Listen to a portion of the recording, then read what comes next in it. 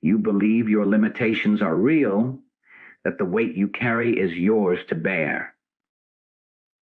I am here to tell you that everything you accept as a blockage, a hindrance, a lack of energy, is a shadow cast by a mistaken belief.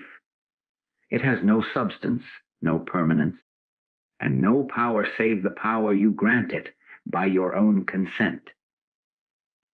For the next 5 days, we are not adding anything to your life. We are undertaking a sacred subtraction. We are going to the source of all energy, to the one divine flow, and we will watch as every obstacle, every last one, is revealed for what it truly is, nothing. And when you see it as nothing, it vanishes from your experience. This is not slow work. It is the instantaneous recognition of truth, and it works with a speed that will startle you. What you will discover here is not a method, but a revelation. You will see through the illusion of a separate, struggling self and come to rest in the infinite wellspring of your being. This is the great awakening to the energy that has never been blocked, only overlooked. If this speaks to that in you which knows it is free, then take this first step as a sacred act, subscribe to this channel and join this conscious communion. Then comment with the number 111, not as a mere symbol, but as your inner affirmation of new beginnings, declaring your readiness for this divine uncovering to commence. The recognition begins not with a grand external event, but in the quiet moments of your own perceived lack. Consider that familiar sensation you call fatigue at midday, that mental fog you accept as your own limitation, or the simmering resentment you feel when a demand is placed upon you, the immediate inner tightening that whispers, "I have nothing left to give." You have labeled these experiences as your personal energy blockages, solid and real. You have built a life around navigating them, conserving your supposed resources, and protecting your fragile vitality from a world that seems designed to deplete it. This entire framework, this entire struggle, is built upon one fundamental assumption: that you are a separated container of energy, vulnerable to being drained and blocked by forces outside of yourself. What if this foundational assumption is the primary error? What if the very lens through which you view your life is casting the shadow you are trying to escape? The work, then, is not to fix the shadow, but to adjust your position relative to the light. Every so-called blockage, the procrastination, the lack of motivation, the chronic tension in your shoulders, the feeling of being emotionally drained after a conversation, is not a thing in itself. It is an effect, a symptom of looking away from the source. It is like feeling cold and dark because you have turned your back to the sun, then laboring to manufacture your own heat and light through tremendous personal effort, all the while believing the cold is your own true condition. You are attempting to solve a problem within the dream, instead of awakening from the dream of separation itself. The weariness you feel is not a sign of a blocked energy channel. It is the exhaustion of the personal sense of self, the I, striving to be its own source. It is the strain of a character in a play trying to generate the electricity for the stage lights. unaware of the infinite power grid that exists beyond the set. This is where the thrill of true spiritual work begins, not with a gradual improvement, but with a sudden and radical shift of attention. It happens in an instant. You are in the midst of that familiar tightening, perhaps stuck in traffic, feeling the rise of frustration, labeling it as a drain on your peace. And in a moment of simple, quiet willingness, you stop. You seize all mental arguments with the circumstance.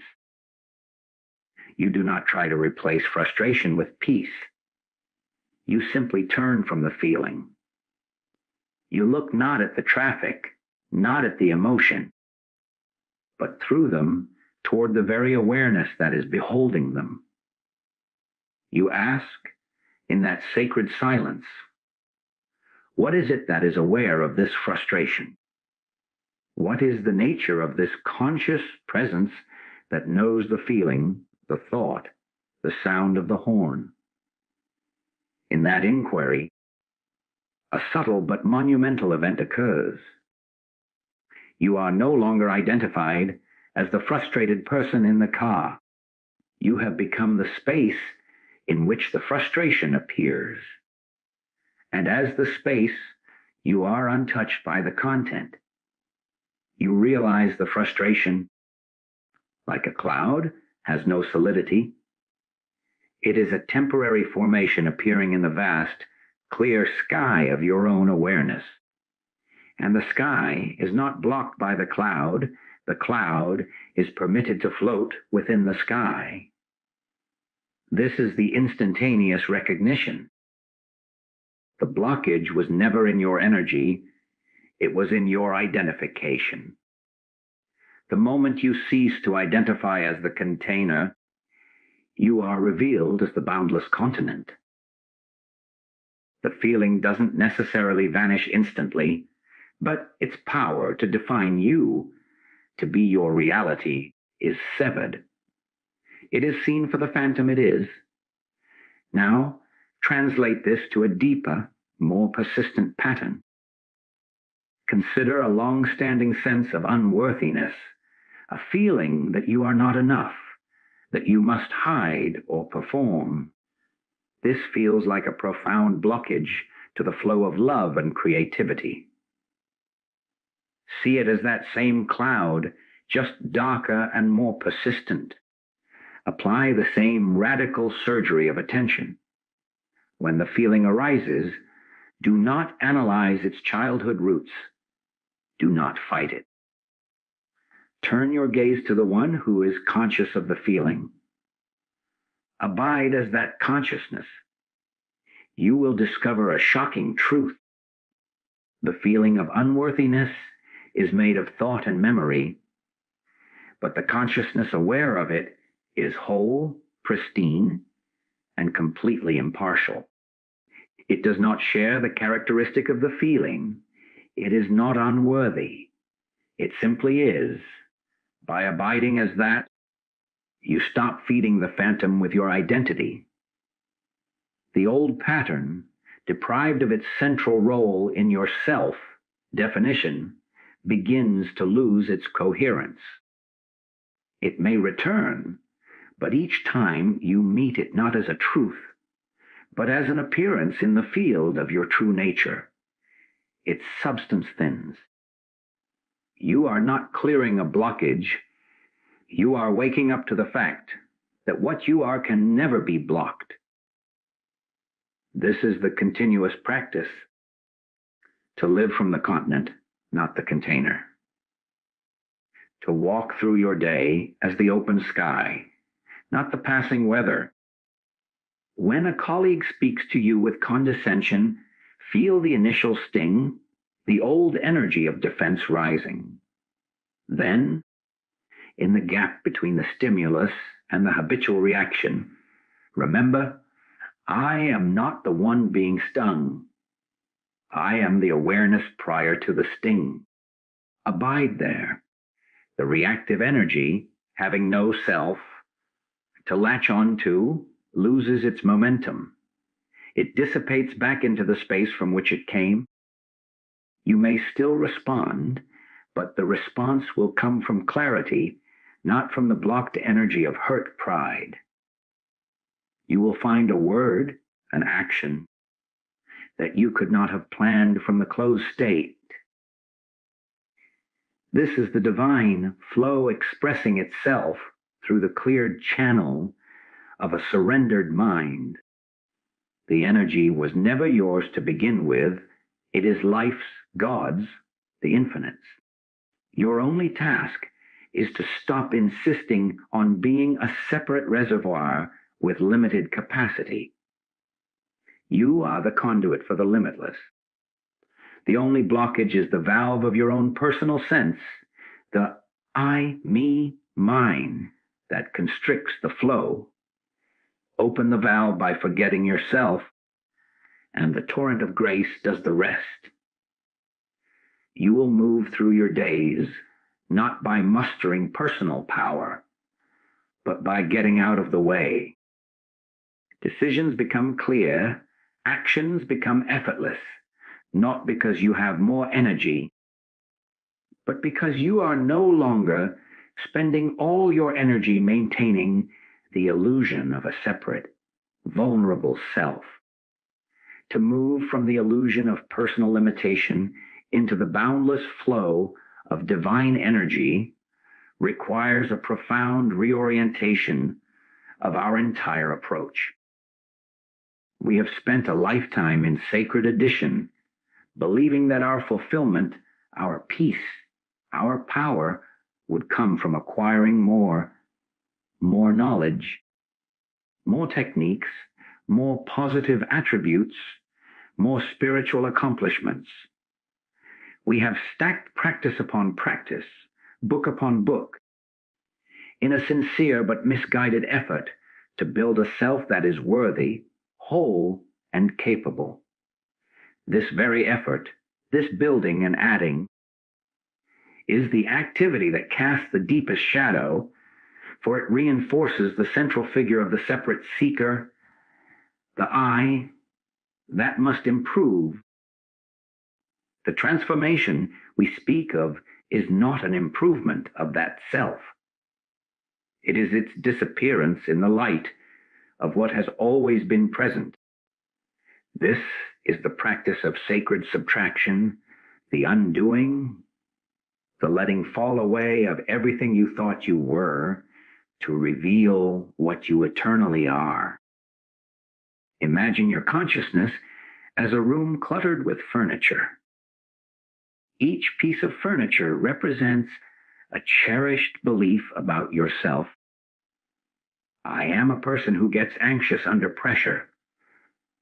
I am someone who needs 8 hours of sleep to function. I am not a naturally joyful person. Must protect my energy from certain people. You have arranged your entire life around navigating this cluttered space.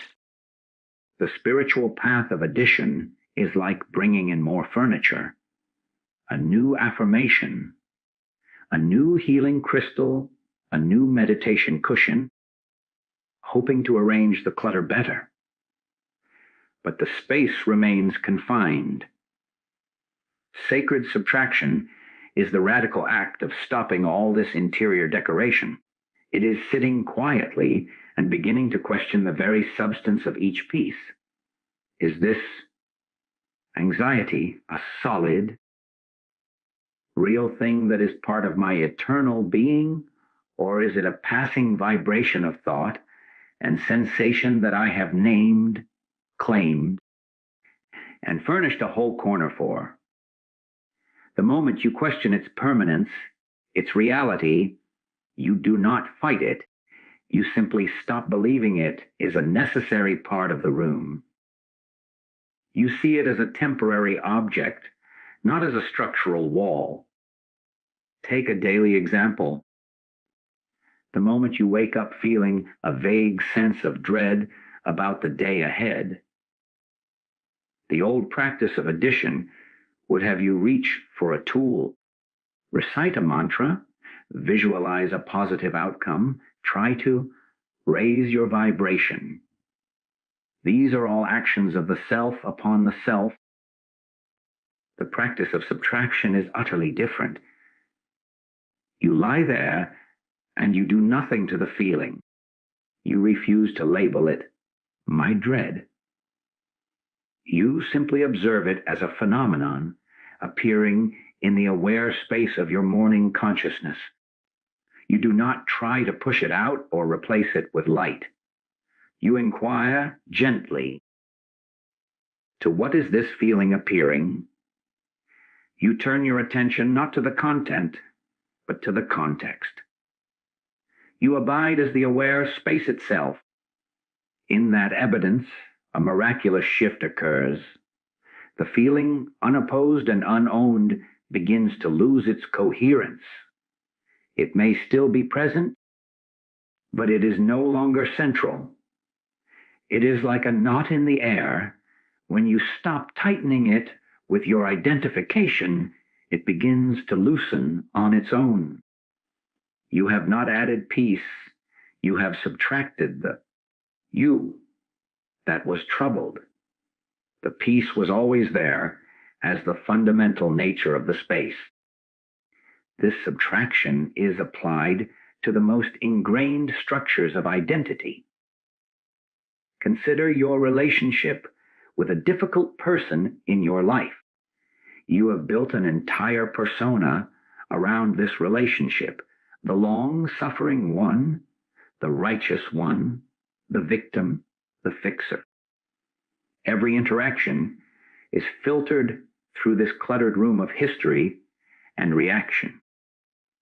Sacred subtraction here means going into an encounter having consciously let fall away all those accumulated pieces. You walk into the room not as the character from your shared history, but as bare, anonymous awareness. You listen not from your story, but from the silent space prior to story. When the habitual reaction arises, the defensiveness, the irritation, you do not adopt it as yours.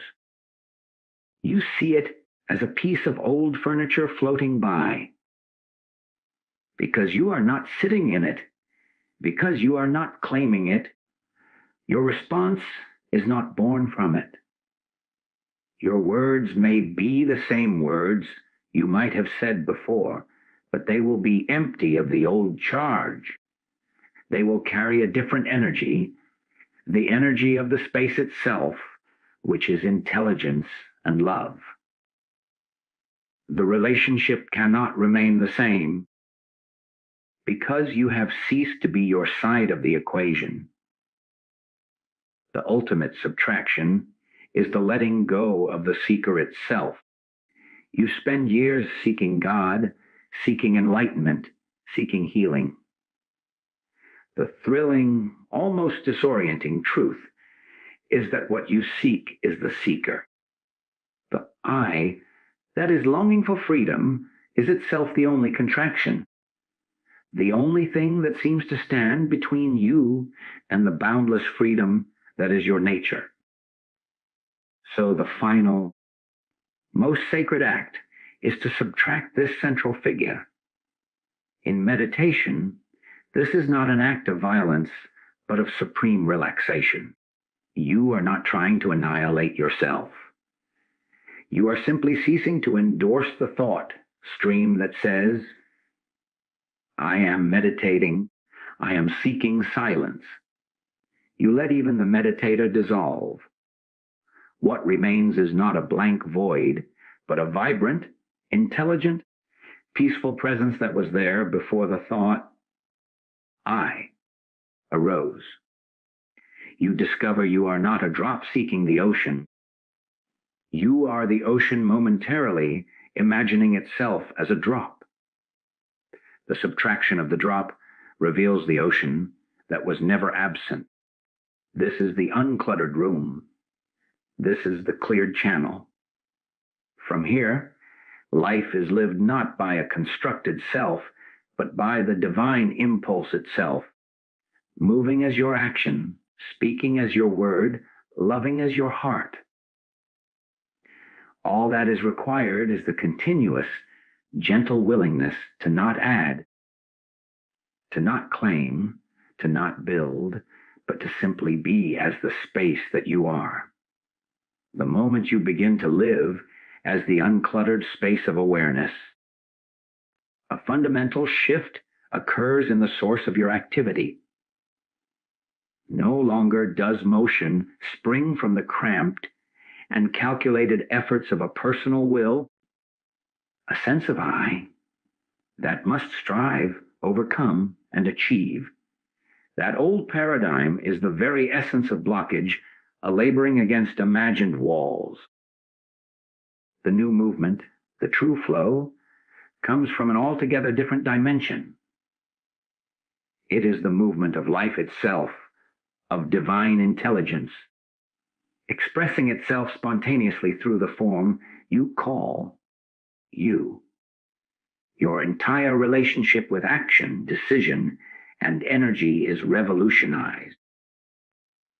You are no longer the pitcher trying to pour from an empty vessel.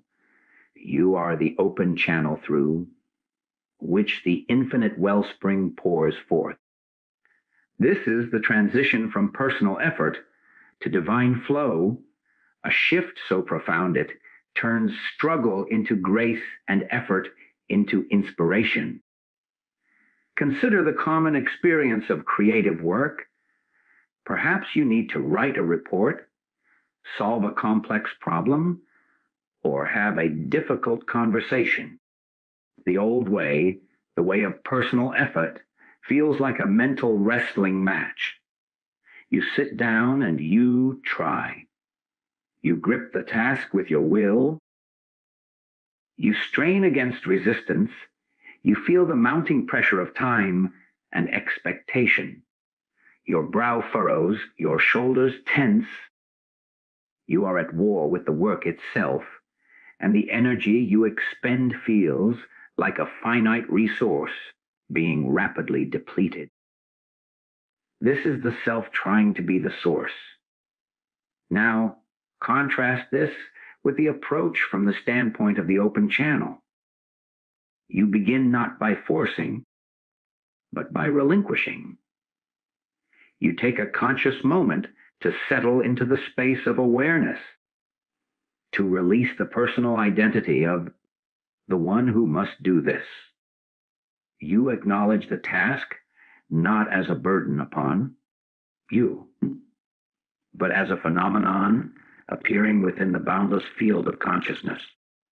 Then you wait. This is not passive, it is intensely active receptivity. You listen.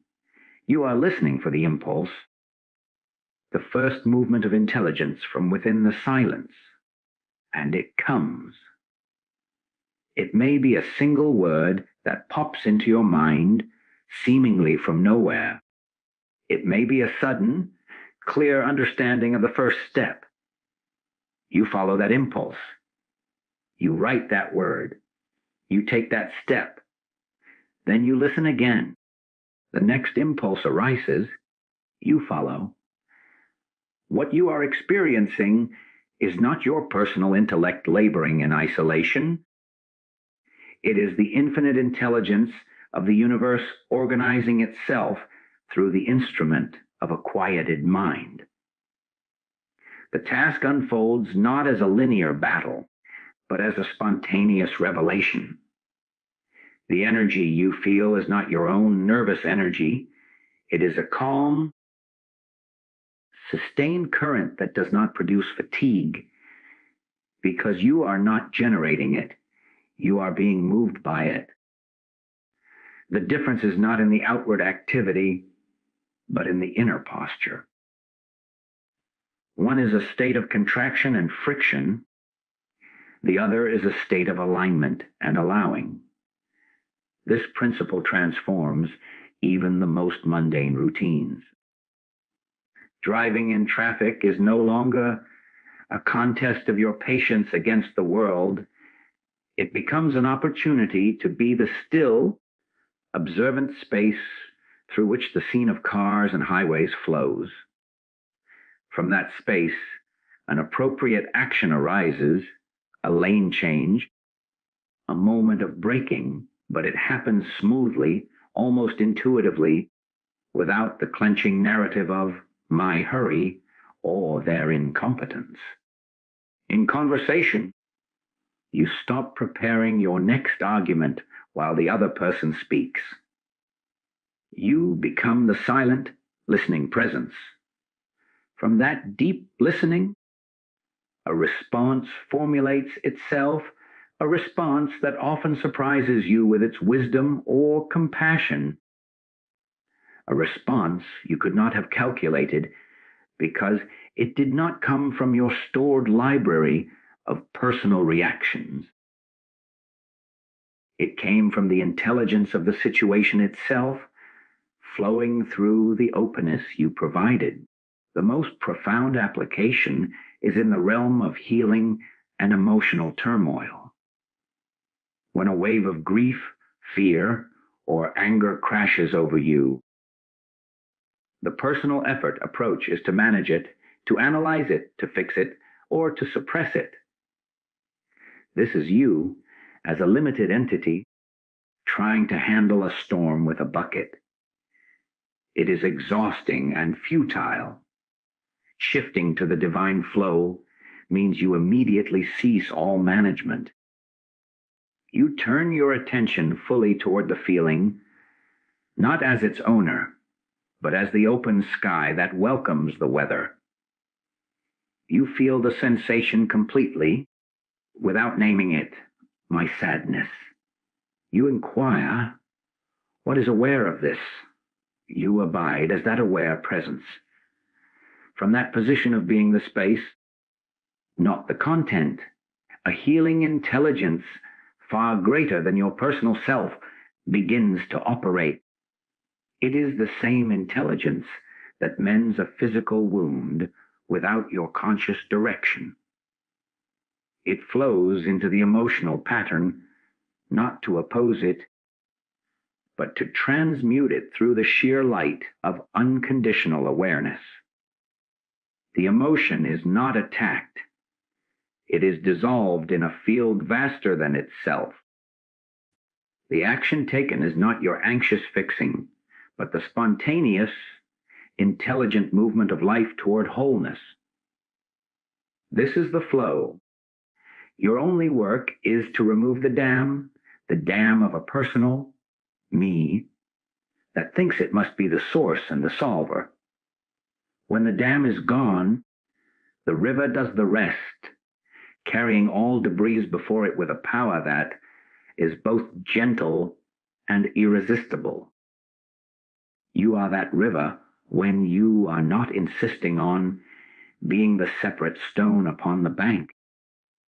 The power of this recognition is not in its gradual accumulation, like knowledge stored in the mind, but in its instantaneous nature. It is a lightning strike of truth that incinerates the illusion of time when it comes to your freedom. We have been conditioned to believe that spiritual awakening is a slow process, a meticulous cleansing of layers over years or lifetimes. This very belief is a subtle trap of the personal self, which seeks to extend its tenure by making the journey long and arduous. But what is being pointed to is not a destination to be reached through steps. It is your present reality obscured only by a single, persistent misidentification. The clearing of any so-called blockage, therefore, is not a process of repair. It is the immediate consequence of seeing through a falsehood. When you see that the snake in the path is only a rope, the fear vanishes not after a period of therapy, but in the very instant of true seeing. This is the startling speed of spiritual recognition. This means that the heaviness you have carried for years, The chronic anxiety, the deep-seated sense of lack, has no more inherent permanence than a dream does upon waking. Its seeming solidity is granted solely by your continued belief in its reality. The moment you truly recognize it as a dream, image, a configuration of thought and sensation appearing in you, but not of you, its binding power is shattered. It may return to your field of awareness, but it returns as a known phantom, no longer mistaken for the substance of your being. This is why this work can be so fast. You are not slowly chipping away at a stone wall. You are flipping a switch from darkness to light. The darkness did not have to be painstakingly gathered and removed. It was simply the absence of light. Your recognition is the light. See this in a practical, daily confrontation. You are about to enter a meeting where you must present an idea you feel vulnerable about. The old, familiar clutch of anxiety begins in your stomach, a tight, knotted sensation. The personal self immediately claims it. Here is my fear of judgment. I must calm it down. I must perform well to overcome it. This is the process-oriented view, and it keeps you locked in battle with the sensation, ensuring it remains central. Now apply the instantaneous recognition. In the very moment the clutch is felt, you stop. You do not follow the story of my fear. You turn your attention 180 degrees away from the content of the feeling and toward the actual, raw sensation itself.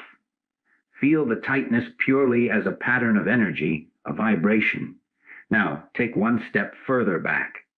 Ask, what is it that is aware of this vibration? Do not answer conceptually. Rest as the knowingness itself. In that rest, a separation occurs. You are no longer in the knot. You are the space knowing the knot. And in that clear space of knowing, a revelation dawns. This sensation is not anxiety. That is a story. It is merely a sensation. And it is not hindering you, for you are the awareness prior to it. In that flash of recognition, the clutch loses its identity. It may still vibrate, but it is empty of meaning, empty of threat. It is a cloud passing. The shift took a second. The blockage, which was the identification with the feeling, was cleared not in time, but in timeless awareness. This instantaneous power is available for the deepest wounds.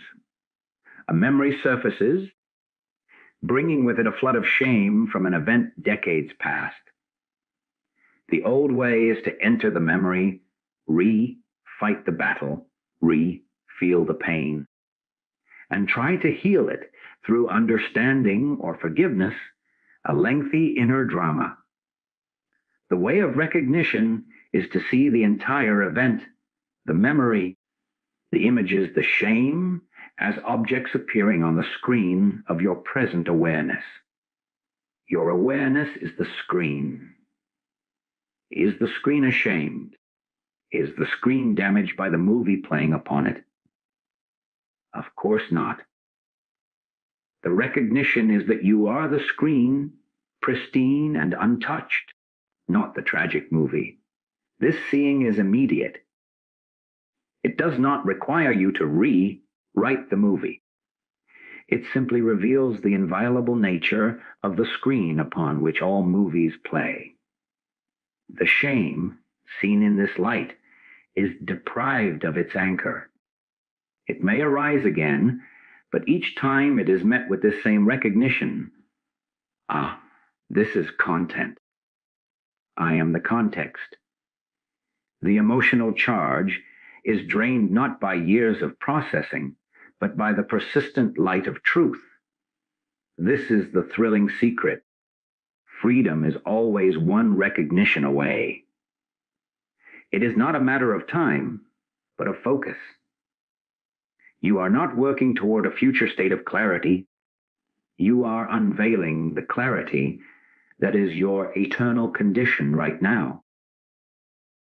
The only thing that seems to make it slow is the habit of turning away from this recognition, of lapsing back into the familiar identity of the sufferer, the seeker, the one with a past. But each moment offers a fresh opportunity for the lightning strike. The moment you feel contraction, no matter its name, anger, boredom, insecurity, that is your signal. That is the rope mistaken for a snake. Do not analyze the rope. Do not meditate on how the rope got there. Simply look again with full attention. See it as rope. In that seeing, the fear vanishes, and with it, the blockage that fear constructed. The energy that was bound up in maintaining the false identity is instantaneously released. It was never bound in the first place. It was only misdirected by a thought.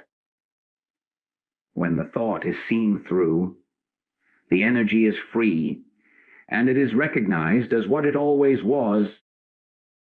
The unimpeded, intelligent, and loving flow of your own true nature, expressing itself here and now. This awakening reveals a truth so fundamental it redefines existence. The energy you have been seeking, straining to conserve, and lamenting the lack of, has never been absent, never been blocked, only perpetually overlooked. The search itself was the oversight. We have been like a man in a sunlit room, frantically searching for a lamp, convinced he is in darkness, while all the while the radiant light of day floods every corner. He does not see the light because he is looking for a smaller, manageable source he can call his own. Your inherent energy is not a commodity you possess. It is the very substance of what you are. It is the animating intelligence behind every heartbeat, the conscious presence reading these words, the boundless space in which the entire drama of your life unfolds. To speak of blocking it is as absurd as the sky blocking the sky. The sense of blockage arises only when attention becomes fixated upon the clouds, the thoughts, emotions, and sensations, and forgets the vast, cloudless expanse that holds them. Feel this in the most ordinary moments. You are walking through a park, lost in a stream of worries about the future. Your body is tense, your breathing shallow. You would describe your energy as low, drained by your concerns. This is the state of overlooking. Now, something captures your senses, a bird's sudden song, the cool touch of wind on your skin, the dappled pattern of light through leaves. For one unguarded instant, your mental narrative stops. You are simply there, fully present, perceiving. In that instant, notice what happens to your sense of energy. There is no longer a drained person walking. There is just walking, just hearing, just feeling. A vitality is present that feels fresh and inexhaustible. Where did it come from? It did not come from anywhere. It was revealed when the obsessive focus on the cloud of thought temporarily ceased, and you, perhaps without realizing it, rested as the expanse. That vitality is your native state. It was not created by the bird's song. The bird's song simply provided the gentle nudge that shifted your attention from the cloud to the sky. The energy was never gone. This is the crucial pivot, moving from trying to fix or manage your energy levels to recognizing yourself as the source. The former is the endless task of the personal self, like trying to paint the ocean blue while submerged within it. The latter is the simple, profound act of cessation, of stopping the effort to be a separate reservoir. When you feel that afternoon slump, that mental fog, the old pattern is to reach for a stimulant, coffee, a sugary snack, a frantic mental pep talk.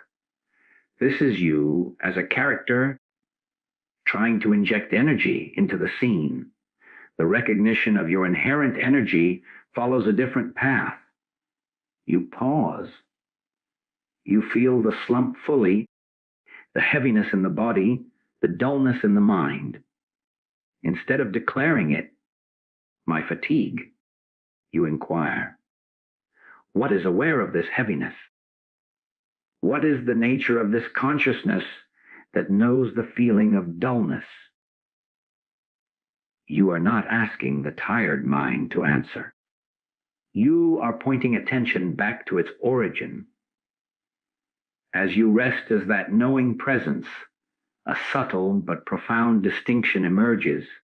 The heaviness is an object. The awareness is the subject. And you are that.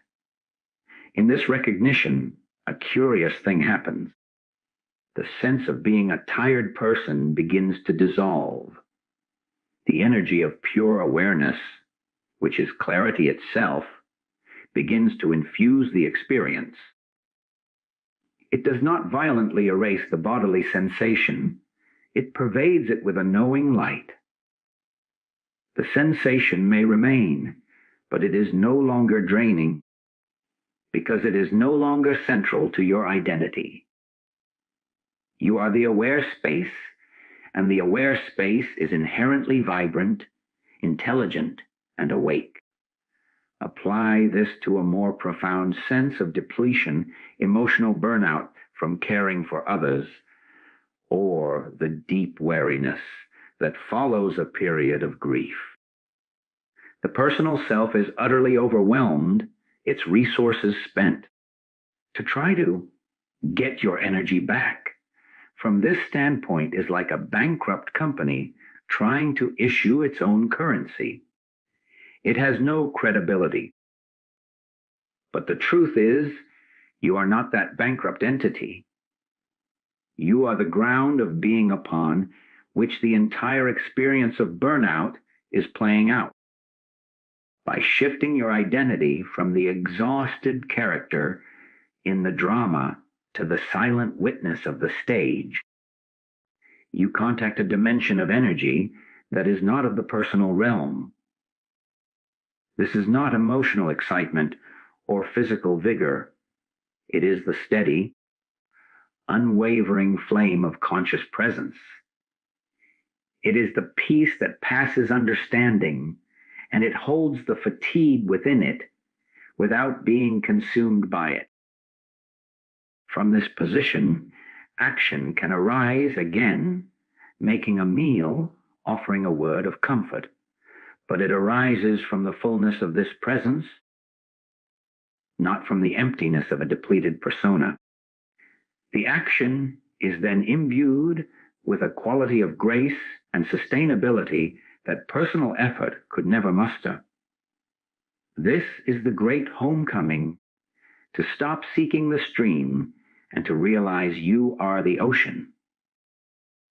Every apparent blockage, every low tide, was just a shift in perspective, a wave momentarily forgetting its watery nature.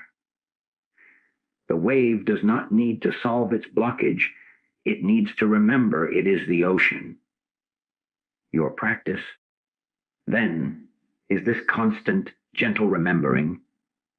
In traffic, remember you are the space, not the frustration.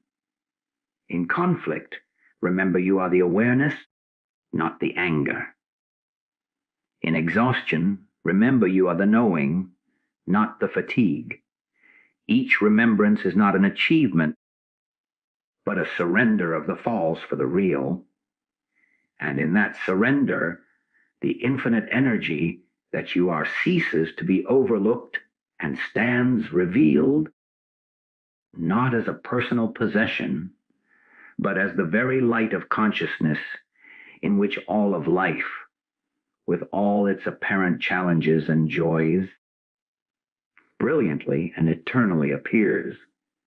This final cornerstone is not an isolated practice, but the natural atmosphere of the awakened life, a conscious communion. It is the understanding that as you cease to operate from the isolated sense of a separate self, you do not retreat into solitude, but actually enter into a profound and living relationship with all that is. The personal I is a barrier, a membrane that seems to divide you from the world, from others, and from the divine source. When that membrane is seen through, what remains is not a void, but a vibrant, intelligent connectivity. You are no longer a speaker trying to broadcast your signal into a silent universe. You become a conscious node in an infinite, humming network of intelligence. Your every thought, when it arises from silence and not from ego, is a reception and a transmission within this communion. Your every action becomes a sacred gesture performed not by you, but through you, by the one life expressing itself in multitude. This transforms the most trivial interactions. Consider your daily exchange with a barista, a colleague, or a stranger on the street. From the personal standpoint, these are transactions between separate entities, often tinged with assessment, projection, or indifference. You are locked in your own story, and they are characters in the periphery. But from the stance of conscious communion, the separation softens. You look at the other, and without sentimentality, you sense the same conscious presence looking back from behind their eyes. You are not meeting a personality. You are meeting life itself in another form. Your words and actions then arise not from your personal script, but from a spontaneous intelligence that serves the wholeness of the moment. A kindness may flow, a necessary truth may be spoken, or a simple silence may be shared, all with an effortless rightness that leaves no residue of friction. This is not social technique. It is the natural functioning of unity recognized. Take this into a charged domestic situation. A family member speaks to you from their own frustration, a criticism laced with old pain. The personal self immediately mobilizes its defenses. It feels attacked. It prepares a counter-argument.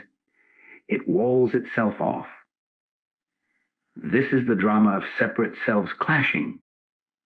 Conscious communion invites a different response. As the words come toward you, you feel the initial reactive pull in your gut, but you do not become it. You abide as the open space of awareness. From that space, you listen not just to the words, but to the pain speaking through the words. You are no longer listening as an opponent, but as awareness listening to itself in another form. Your response, when it comes, is not a defense of your position. It might be a simple, quiet acknowledgement of their feeling. I hear how upsetting this is for you. Such a response does not come from a strategy manual. It is what the intelligence of the situation flowing through your unblocked channel, naturally produces. It disarms the separate, self-dynamic, and opens a door to genuine connection. The interaction becomes part of the communion, not a rupture within it. This principle extends to your relationship with the world itself, with your work, your environment, even with what you call problems. When you work from the personal self, your job is a means to an end, a place to prove yourself, a source of stress or identity. You are pitted against tasks and deadlines. In conscious communion, your work becomes a location where the infinite expresses a particular facet of its creativity. You approach your desk, your tools, your responsibilities with a sense of sacred collaboration. You ask silently, how would this task be accomplished by the intelligence that formed the galaxies? Then you listen. You become the instrument through which a report is written, a design is conceived, a patient is comforted. The fatigue of personal striving falls away because you are not carrying the burden of being the sole source. You are cooperating with a source that is everywhere present. A problem is no longer a hostile object blocking your path. It is an invitation for the creative intelligence of the universe to manifest a solution through the openness of your mind. Ultimately, this communion is your direct link to the divine, to the source of all that is. Prayer, from this understanding, is not a petition sent outward, but a quiet alignment, an inner tuning fork struck, so that it may resonate with the infinite frequency. Meditation is not an escape from the world, but a deep immersion into the silent substance that is the world. In every moment of turning within, of resting as awareness, you are not leaving the communion, you are going to its very heart. You are joining the conscious circle where no you stands apart. To subscribe to this channel, then, is not to follow a personality, but to formally join this circle of awakening, to declare your intent to live from this truth. And to comment with the number 888 is not a superstition, but a powerful symbolic act.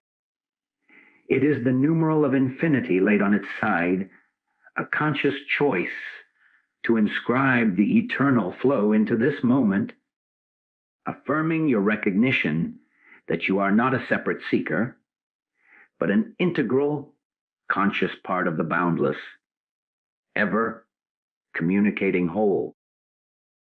This is the commitment to live as the communion, letting every breath be a conversation with the divine, every encounter a sacrament, and every challenge an opportunity for the one intelligence to reveal its flawless, unified action.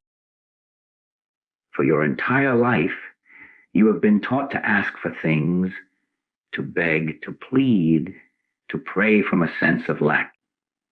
I am here to tell you that everything you have been taught about asking is wrong. You have been operating under a profound misconception, a cosmic error that has kept you in a state of perpetual seeking, forever separate from the fulfillment you desire. There is a way of asking so potent, so inherent in the fabric of being, that it is not a request at all. It is a command of consciousness to which the universe must respond. This is not about getting what you want. It is about realizing what you already have in the invisible realm of spirit and letting it take form. This is the sacred mechanics of manifestation, the silent principle behind all appearance. If you are ready to move from the beggar's bowl to the throne of conscious authority, to learn the language that reality itself obeys, then you must listen with an ear inward. What I will share with you is not a technique, but a transmission of truth. It will require your full attention, for we are stepping out of the world of effects and into the causative realm. If this truth resonates within you, if you feel the stirring to go deeper, then you must take these sacred acts. Seal this communion by subscribing to this channel, binding your journey to this shared awakening. And below, comment the number 7, the symbol of completion and spiritual fulfillment, to affirm your readiness to move beyond the illusion of asking into the eternal reality of receiving. You see, nearly every impulse, every prayer, every whispered wish that arises from the human heart begins with a single, unquestioned assumption that you are here and what you desire is there. This belief in separation is the bedrock of conventional asking. It creates a gulf, a vast distance between the asker and the source, and immediately frames your entire approach as one of lack. You look at an empty bank account and ask for abundance, reinforcing the feeling of emptiness. You feel loneliness and plead for companionship, deepening the H of absence. You pray for health from a place of fearing illness, giving more substance to the ailment. This is the tragic flaw in the common understanding. You are, in effect, affirming the condition you wish to be free from.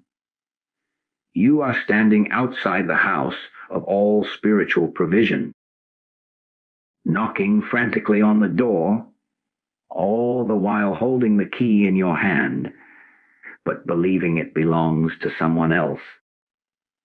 Think of how you were taught to ask as a child. You formulated a want, you presented it to an authority figure, and you hoped their mood, their resources, their judgment would align in your favor. This childhood model of petition has been unconsciously carried into your adult spiritual life. You transpose it onto God, onto the universe, onto life itself. You compose lists, you articulate precise desires, you bargain. You promise to be better if only your request is granted. This entire paradigm is rooted in duality, the small, separate you, and the vast, sometimes withholding, other. It is a transaction, and like all transactions, it can be declined. So you wait, you hope. You wonder if you asked correctly, if you were good enough, if the timing was right.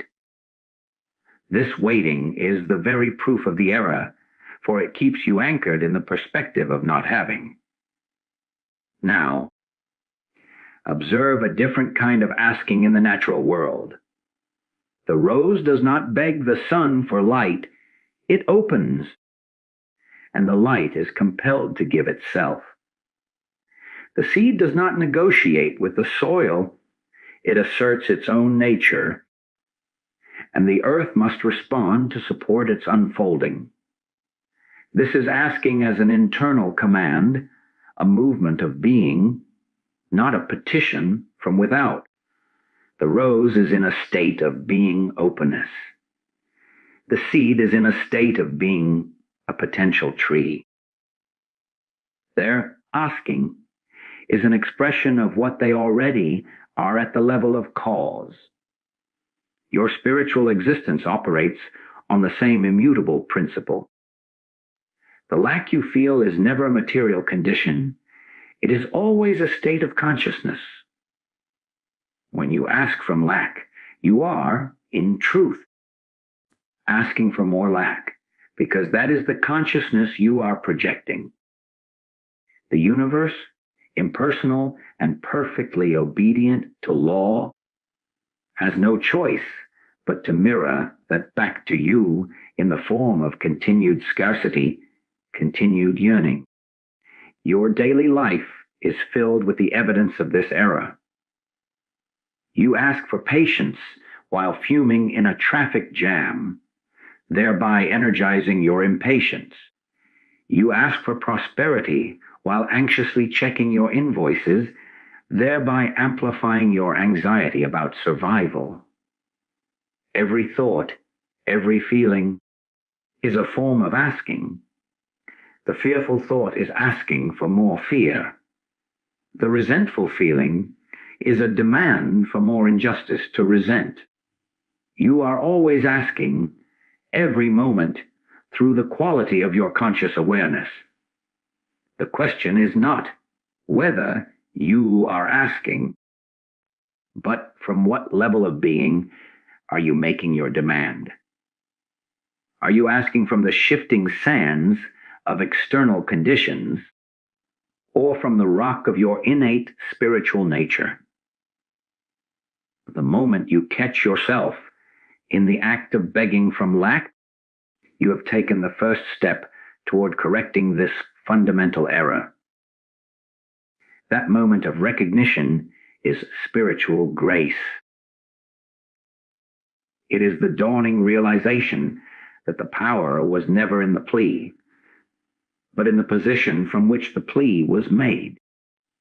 You begin to see that your outer world is not a capricious force to be appealed to, but a faithful servant, an exact mathematical projection of your inner convictions. Your bank statement, your relationships, your physical vitality, these are not causes but effects. They are the end products, the final printouts of the silent, ceaseless asks you have been broadcasting from the core of your being. To turn this around requires a radical shift of address. You must stop directing your pleas outward into an imagined void. Instead, you turn your attention inward to the very source of your own awareness. You begin to listen, not to the clamor of want, but to the stillness that already knows no want. In that stillness, a different kind of asking takes place. It is not the asking of human will, but the allowing of a divine pressure. It is the adjustment of your consciousness from, I do not have, to, I am the very substance of this. You are not asking for love. You are stilling the mental noise that obscures the fact that you are love itself expressing. You are not asking for abundance. You are dissolving the belief in separation that hides the infinite flow of your own being. This is not semantics. This is the supreme spiritual activity. When you stand in this truth, even for an instant, your entire being becomes the ask. And it is an ask that cannot be denied, for it is the universe itself, asking to know itself more fully as you. The outer picture has no choice but to shudder, to rearrange, to conform to this new, authoritative command issuing from the realm of cause. This shift from begging to commanding is not an act of human will or arrogance. It is the natural, inevitable movement of consciousness when it awakens to its own true nature. The command of conscious realization is the understanding that you are not a physical entity trying to attract spiritual blessings, but a spiritual being whose conscious awareness is the very seat of causation. Your realized consciousness is the command. Think of it not as shouting an order into the darkness, but as the sun simply being the sun. Its mere presence commands the dawn, commands the shadows to retreat, commands the petals to open. It does not strive, it is. And by virtue of its being, all that is in harmony with its nature must respond. Your consciousness, when realized as one with the infinite, operates with the same immutable authority. In your daily life, you have fleeting touches of this principle, though you may not have named it as such. Recall a moment of pure, unshakable certainty. Perhaps it was a time when you knew, beyond all doubt and without any external evidence, that you were meant to take a specific job or that a loved one would recover from an illness. In that moment, you did not hope. You did not plead. You knew. And from that knowing, an entire chain of events unfolded to match that inner reality. That certainty was a faint echo of the command. It was consciousness for a moment, realizing a truth and holding to it without opposition. The outer world had no choice but to fall into alignment. The opposite is also true in 1,000 ways each day. When you wake with a dread-filled certainty that the day will be difficult, it becomes so. That, too, is a command issued from a consciousness realized in limitation, and the universe, ever obedient, listens and manifests the difficulty. The error lies in believing the command comes from your thinking mind, your personality with its lists and preferences. That is merely the surface noise. The true command emanates from a depth of silence, from a realization that strikes with the force of a self-evident truth. It is the sudden, quiet understanding in the midst of chaos that I am peace. That is not an affirmation you repeat to convince yourself. It is a lightning bolt of recognition from a deeper region of your being. The moment that realization dawns, it is a command issued to the entire universe of your experience. Your jangled nerves, the tumultuous situation, must now reorganize themselves around this new, commanding center, the realized fact of your peace. You will find your tone softening, your perspective shifting, solutions appearing where only dead ends existed before. The situation did not change.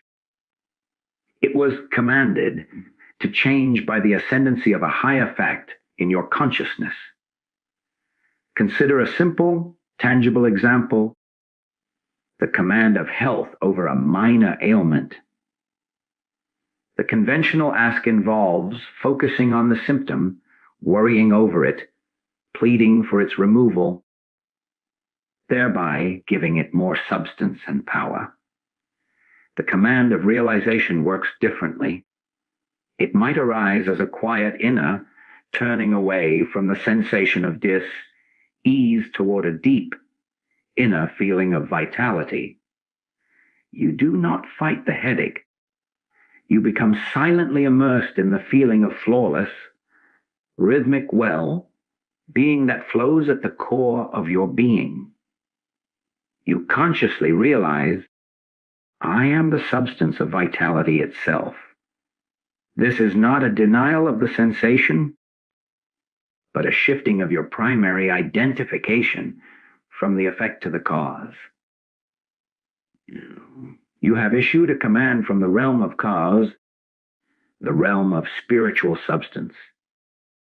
The physical apparatus, which is an effect, must eventually obey and reconfigure itself to reflect that command. The healing is not a miracle granted, it is a law obeyed. This is why all true spiritual work is inward at the level of consciousness. You are not trying to change conditions. You are realizing the truth that makes those conditions impossible to sustain. You are not asking for prosperity. You are commanding the appearance of wealth by realizing yourself as the very substance of supply, a conscious center through which infinite resources circulate. When you sit in that realization, you may feel a sense of fullness, of quiet joy, of total sufficiency. That feeling, is the command. From that center, your actions become inspired, opportunities become visible, and resources flow not because you chased them, but because your realized consciousness commanded them into your experience. Your hands will be moved to work. Ideas will be given. But the source of it all is that in a posture of realized being, the universe is not a distant monarch to be petitioned. It is a responsive, intelligent medium, more intimate than your own breath. It is the other part of you. Your conscious realization is the mold into which this living substance pours itself. When you realize lack, it pours the form of lack. When you realize abundance, it pours the form of abundance. The command is always being given. The question is, what are you, in your deepest quiet, realizing as true about yourself? Are you realizing yourself as a fragile, separate entity subject to the whims of a chaotic world? That is a powerful, tragic command that will shape every hour of your day. Or are you realizing yourself as the very expression of infinite life, intelligence, and love? That command, once felt and sustained even for a moment, begins to dissolve every obstacle, not by attacking it, but by revealing it to have no foundation in the reality of what you are. The world you see must then change, for it has been commanded by a higher truth to reflect its source. This conscious realization, this standing in the truth of what you are, is the precise point where seeking ends and having begins. To seek is to confess absence. To have is to acknowledge a present fact. Moving from seeking to already having is the critical, practical application of that inner command. It is the moment you stop reaching for a future condition and instead anchor yourself in the present reality of spiritual fulfillment. This is not a mental trick of pretending you have a material object you do not. It is a profound inner relocation of your identity from the one who needs to the one who is the very source and substance of the needs fulfillment. Watch how your day is structured around seeking. You seek approval from a colleague's comment. You seek security from your next paycheck. You seek happiness from your weekend plans. Every glance outward for validation, for completion, for peace is a subtle act of spiritual poverty. It reinforces the lie of separation. It says, what I am is not enough, so I must find it out there. This seeking energy is a whirlpool that pulls you deeper into the experience of not having. It is exhausting. It turns life into a series of tasks to acquire what you believe is missing. But what if the peace you seek in a quiet vacation is already present as the very fabric of your being, merely obscured by mental noise? What if the confidence you seek from a promotion is already yours as the innate authority of your spiritual identity? The moment you realize this, the seeking stops, and in that cessation, the having is revealed. A practical example, consider the desire for a harmonious home. The seeker's approach is to focus on the disorder, the noise, the conflict. They may plead for peace, bargain for quiet, or attempt to control the behavior of others. This very focus on the lack of harmony is a command for more discord. The one who operates from already having turns inward. They do not look at the chaos and ask for its opposite. They become still and consciously realize, I am peace.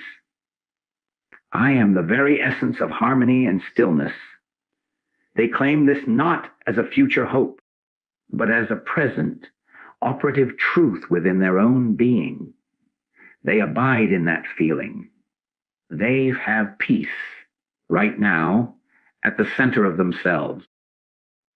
From that anchored place of already having it, their entire demeanor changes. Their voice softens. Their reactions dissolve.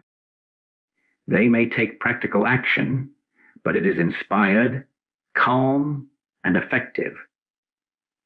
The outer environment, compelled by this new command from within them, has no choice but to reorganize. The children may quiet, the spouse may soften, the clutter may be cleared with ease. The harmony wasn't created. It was revealed from within because you stopped seeking it outside and began expressing it from the place of already possessing it. This is the great secret behind so-called miracles. It is not that something was brought from afar, off place to a barren one.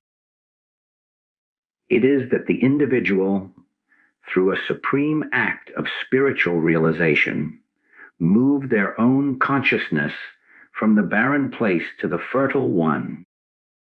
They ceased to be a desert seeking rain and realized they were standing in the middle of an invisible, ever-present ocean. Their recognition was the command that made the water visible.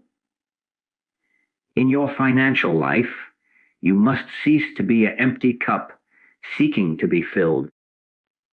You must realize you are a living fountain already overflowing.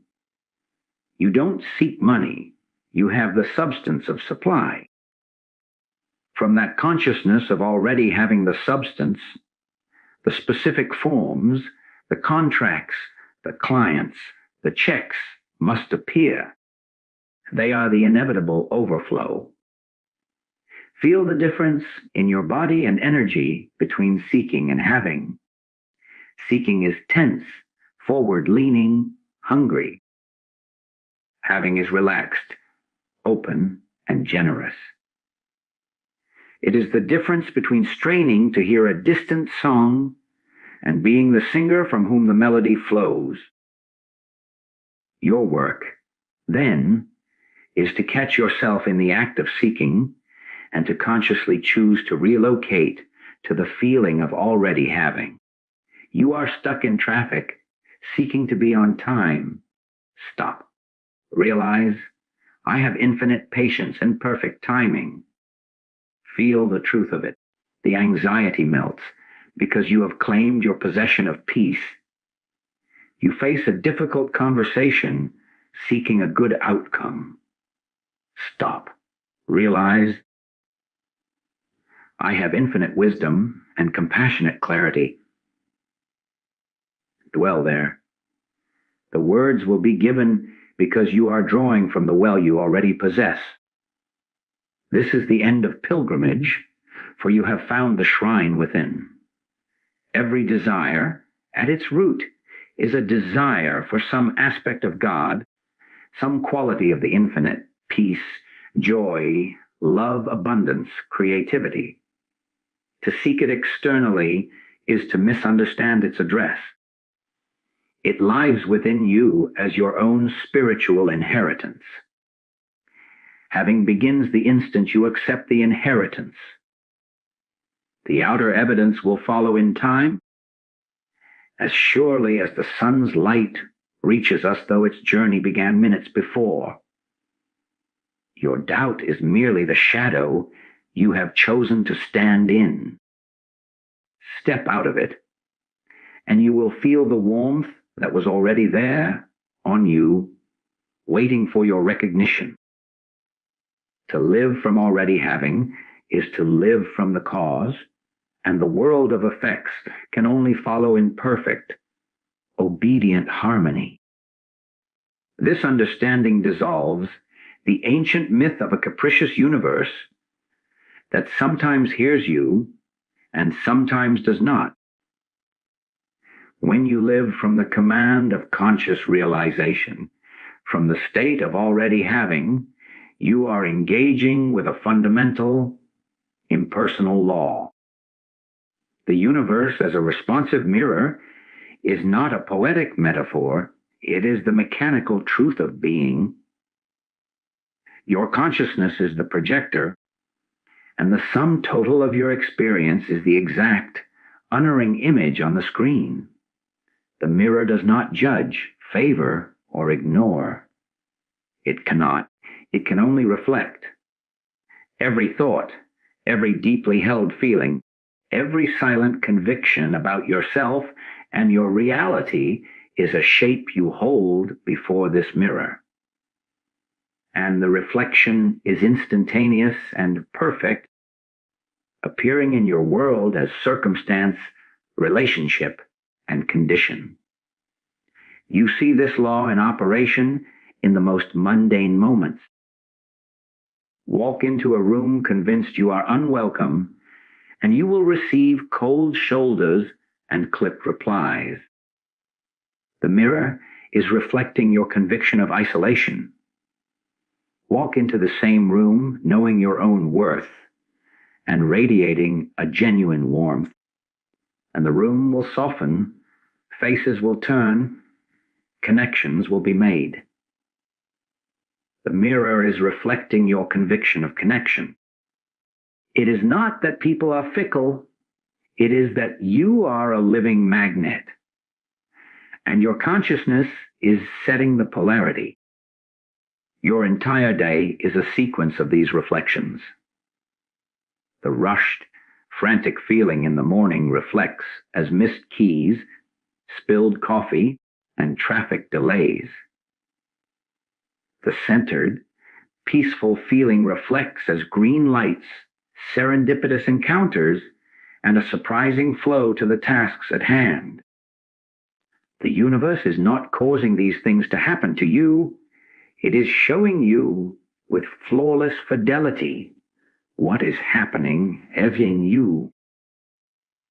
This principle explains the baffling repetitions in your life, the patterns that seem to follow you no matter where you go or who you are with.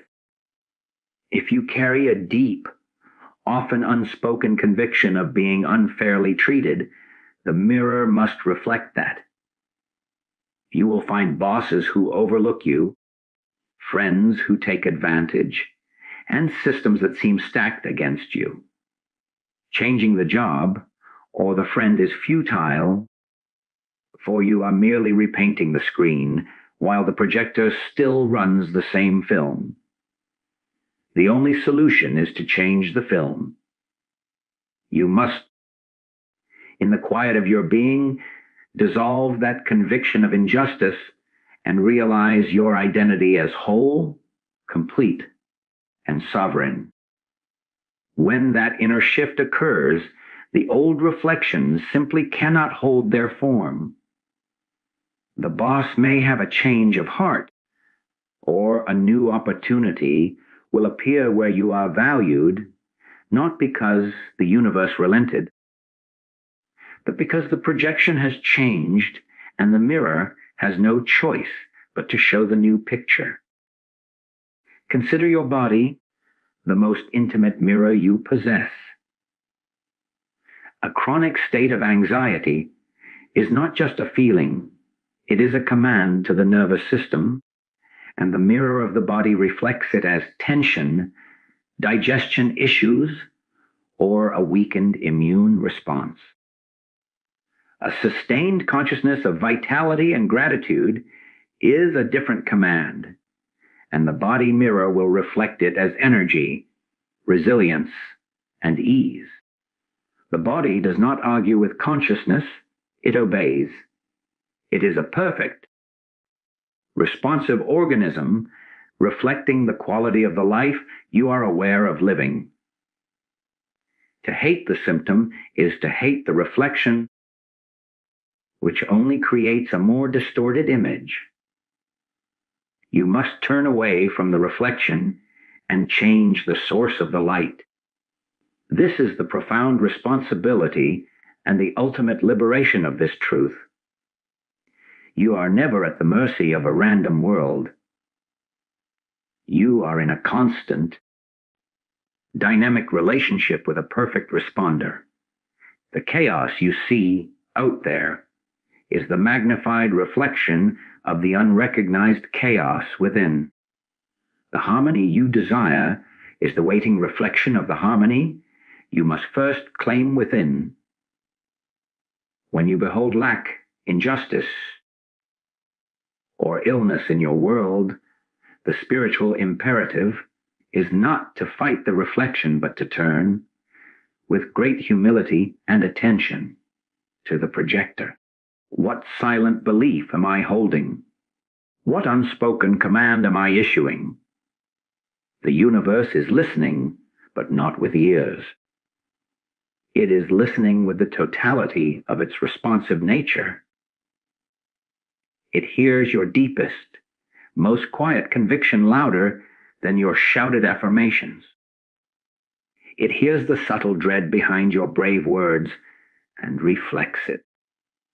It hears the genuine peace beneath your silent prayer and rushes to clothe it in form. Your every moment is a prayer, broadcast not in words, but in the quality of your awareness. The world you walk through today is the answered prayer of who you were yesterday, and the world of tomorrow is being shaped by the prayers you are uttering in the depths of your soul at this very instant. To look at your life is to look into the clearest mirror imaginable, showing you not who you wish you were, but who you truly, in your heart of hearts, know yourself to be. The thrilling and solemn work is to adjust the knowing and watch without surprise as the reflection adjusts itself with perfect, obedient precision. This responsive mirror reveals who, in truth, is holding the projector. It is not your personality, your history, or your intellect. These are but shifting images on the screen themselves. The projector is a deeper faculty, a more fundamental authority. This is the silent language of spiritual authority. It is the unspoken command issued not from your lips, but from the very throne of your conscious being. Human language begs, explains, and negotiates. Spiritual authority simply knows, and in that knowing decrees a reality into form. It is the language God speaks, a wordless knowing that instantly becomes the thing itself. Let there be light was not a shouted wish into a dark void. It was the silent, absolute recognition of light from the very substance of being, and the appearance had no choice but to follow. You are endowed with this same creative faculty. Your every silent conviction is your "let there be." You use this language constantly, though often unaware of its power. That sinking feeling in your gut when you just know a plan will fail. That is a fluent sentence in the silent language, a powerful decree of failure that the universe must translate into events. That burst of inexplicable joy on an ordinary morning, a feeling that the day holds a wonderful secret, that is another decree, a command for blessing that life rushes to fulfill. The language has no words, only tones, the tone of fear, the tone of love, the tone of lack, the tone of wholeness.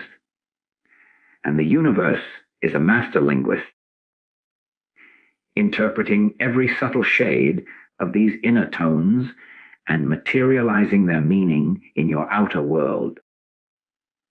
Think of how a mother can silence a rowdy room not with a shout, but with a certain look. That look carries an authority that transcends sound. Your spiritual authority works in the same way. It is not about volume or forceful affirmation. It is about the quality of your inner gaze upon your life.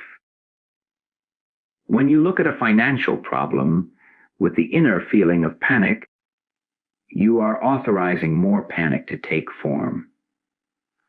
When you can learn to look at that same problem from a deeper place, a place of silent, undisturbed sufficiency, you are issuing a new authorization from a higher office. You are not denying the numbers in the ledger. You are seeing them from a citadel of consciousness that knows numbers are temporary forms, obedient to the substance of supply that you are. That shift in inner perspective is the entire creative act. This is why all true spiritual practice moves you towards silence. In the silence between thoughts, the chatter of the human mind subsides, and you can hear and speak with this deeper authority. Meditation is not an escape from life. It is the seat of government. In those moments of stillness, you are not asking for anything. You are aligning yourself with the great I Am, the only authority there is. From that alignment, you naturally begin to speak the silent language of truth.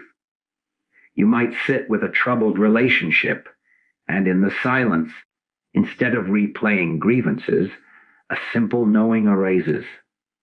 All is harmony. You do not think the words. You feel the reality of it as a present fact. That feeling is the decree. You have just issued a cosmic command from the very source of harmony, and the universe must now reconfigure the reflection of that relationship to match it. The change may begin in your own heart as forgiveness, or it may manifest as an unexpected call or a shift in the other person. The form is not your concern. Your concern is to stay in the authority of the decree. Your daily life is filled with opportunities to practice this silent tongue. Stuck in a long line, the human language grumbles, this is taking forever. The silent language of spiritual authority, accessed by a simple inward turn, knows I am in perfect, unhurried rhythm with the unfolding of my good. Feel the difference in your being. The first tightens your muscles and accelerates time. The second relaxes you into the present and commands a different experience of time itself. Facing a creative block, the mind screams, I have no ideas. The silent language, from a place of still connection, knows, I am the very channel of infinite creativity. You then release the pressure, and the idea flows not from your straining brain, but through it, as if from a distant broadcast you have finally tuned into. This authority is never aggressive. It is the quiet confidence of the sun, which does not argue with the night, but simply knows its own nature as light and proceeds. Your doubts and fears are like clouds passing before this inner sun. They may obscure it for a moment, but they cannot dethrone it. The work is to identify less with the passing clouds of emotion and thought, and more with the constant sun of your spiritual being. From that identification, your silent language becomes clear and potent. You no longer beg for peace. You know yourself as peace, and your very presence becomes a pacifying command to any storm. You no longer chase success. You know yourself as the successful expression of infinite life, and your actions become the graceful, inevitable unfolding of that success. The universe is not listening to your words. It is obeying the tone of your being. Ensure that tone is not one of a hopeful servant, but of a conscious sovereign, silently knowing the truth of its own kingdom. This sovereign knowing, this silent authority, marks the final and most profound transition in your spiritual experience. Living from the cause, not the effect. To live from effect is to be a weather vane, spinning in reaction to every wind of circumstance, believing the wind has power over you. To live from cause is to be the atmosphere itself, the very medium in which the winds arise. It is to take up permanent residence in the creative realm, where reality is first formed as consciousness before it ever appears as condition. Your entire sense of self shifts from being a character in a movie subject to its plot twists, to being the projector and the light source from which the entire film emanates. The screen may show drama, but you are no longer in the drama. You are the silent, luminous source of it all, and thus you can command a change in the narrative from its origin. Observe your own reactions today, and you will see where you are living from. The phone rings with bad news, and your stomach tightens. Your mind races. You are living from the effect, allowing the outer event to dictate your inner state. This is the old, powerless way. The new way, living from cause, meets that same phone call from an unshakable inner citadel. The news may be the same, but your consciousness does not fall into it. It holds the situation within a field of knowing that sees beyond the temporary form.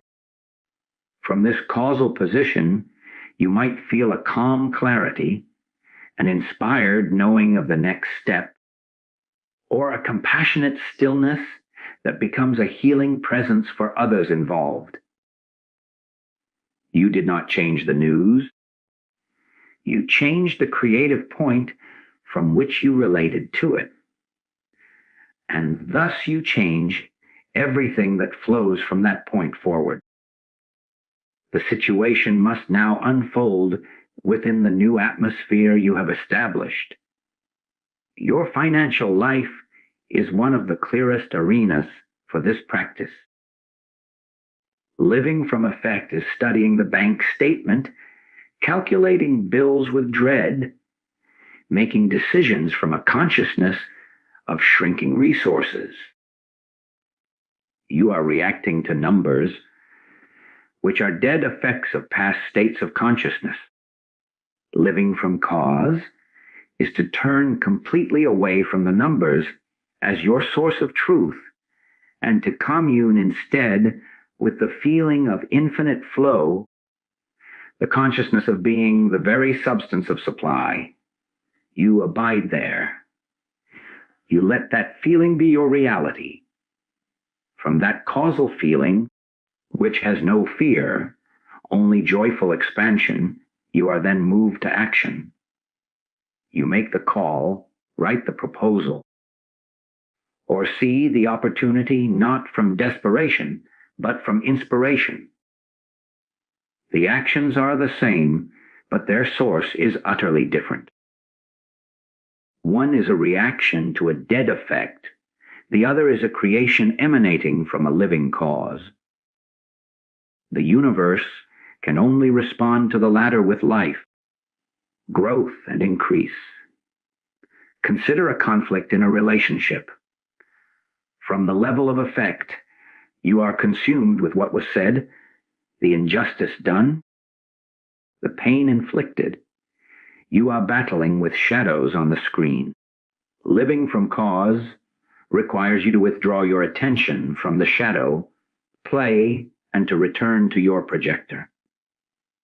You ask, not, how can I fix him? But, what state of consciousness in me authored this reflection? What unhealed claim of separation or injustice am I holding? In the quiet, you might realize a deep-seated belief in being unlovable or a hidden resentment you've carried. You don't fight that belief. You dissolve it in the light of truth. You realize, I am love itself, complete and whole. This is working from cause. When you change that inner authorship, the outer character must either change his lines or exit the stage. The relationship transforms because you cease trying to edit the film and instead change the footage at its source. This is the secret to mastering any habitual reaction, worry, anger, jealousy. Fighting the feeling is battling an effect. You must trace it back to its causal belief. Worry is an effect of living in the future and believing in a lack of good. Its cause is a consciousness separated from the infinite present. Return to the cause. Sit in the silent, knowing that right now, in this instant, you are fully provided for, fully safe in the being of God. Dwell there until the worry, an effect with no cause to sustain it, simply evaporates. You have not managed worry. You have ascended above the level where it is generated. To live from cause is to become a sanctuary of principle rather than a casualty of circumstance. Your peace is not dependent on quiet surroundings. It is the causal principle you carry that quiets the surroundings. Your abundance is not dependent on a job. The job is a temporary effect flowing from your causal principle of infinite supply. Your health is not at the mercy of germs. It is a flowing effect of your causal principle of vibrant, spiritual life. You begin to move through your days not as a problem solver, but as a consciousness establisher. You are not here to fix a broken world, but to know the truth that reveals the world was never broken, only perceived through the lens of a cause steeped in separation. Your every moment becomes an opportunity to choose your dwelling place. Will you live in the storm of effects or in the sunlit calm of causative truth? Choose the cause, and you will watch. With the calm authority of a creator, as the effects rearrange themselves into the perfect, obedient expression of your chosen home.